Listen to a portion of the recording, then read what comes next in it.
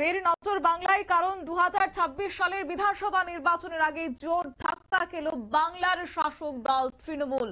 অবশ্য তৃণমূলের এই জোর ধাক্কা তাও আবার নন্দীগ্রামে, এবং সেখানে জানা গেছে নন্দীগ্রামে সমবায় সমিতির নির্বাচনী সবকটি আসনে জয়ী হয়েছে বিজেপি, উড়িয়েছে গেরুয়া আবির। যেই নন্দীগ্রামে একটা সময় তৃণমূল কংগ্রেস যখন তার পশ্চিমবঙ্গের শাসন ক্ষমতায় আসে, সেখানেই ছিল কিন্তু নন্দীগ্রামের ঘাঁটি তৃণমূল কংগ্রেসের।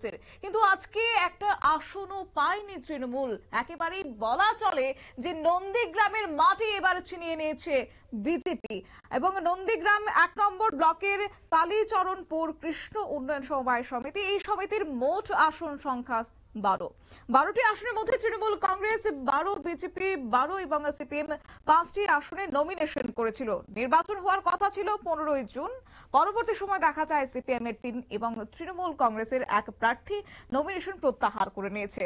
বিনা প্রতিদ্বন্দ্বিতায় একটি আসনে জয়লাভ করেছে বিজেপি। তৃণমূল কংগ্রেস সন্ত্রাস এবং ভয় দেখানোর অভিযোগ তুলে নমিনেশন প্রত্যাহারের বিষয়ে আজ 29শে জুন এই সমবায় সমিতির নির্বাচন ছিল, এবং সকাল থেকে প্রশাসনের কঠোর নিরাপত্তার মধ্য দিয়ে নির্বিঘ্নে শেষ হয়েছে নির্বাচন। এবং এই নির্বাচন শেষে ফলাফলে দেখা গেছে 12টি আসনে 12টিতেই জয়লাভ করেছে বিজেপি। আনন্দ উল্লাস, গেরুয়া আবির উড়িয়েছে আজ বিজেপির কার্যকর্তারা। কি রয়েছে বিস্তারিত শুনুন। কালীচরণপুর সমবায় নির্বাচন অনেক টাল বাহানার পরে আজকের অনুষ্ঠিত হয়েছিল, ফলাফল কি হলো? দেখুন, কালীচরণপুর সমবায় কৃষি উন্নয়ন সমিতি পরিচালনা মণ্ডলী 12টি আসন ছিল।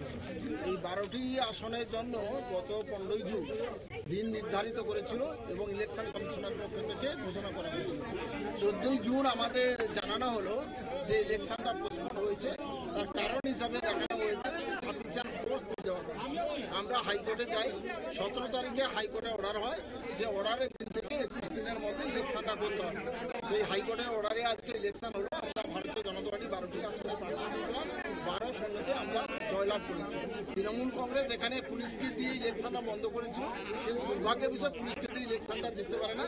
আগামী দিনে তৃণমূল কংগ্রেস নন্দীগ্রামে নেতৃত্বহীন একটা রাজনৈতিক দল, যতগুলো সমবায় সমিতি নির্বাচন হবে সবগুলোতে তৃণমূল কংগ্রেস হারবে।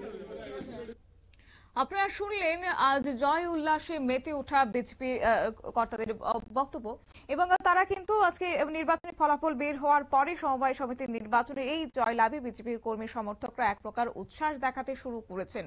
এবং মূলত 2026 সালের বিধানসভা নির্বাচন প্রায় এসে গেছে বললেই চলে।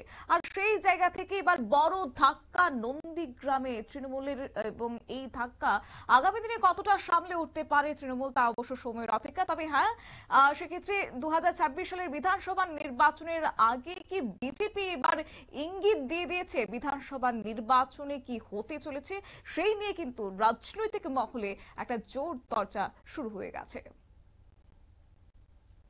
নিয়ে নিচ্ছি ছোট্ট একটি বিজ্ঞাপন বিরতির সঙ্গে থাকুন।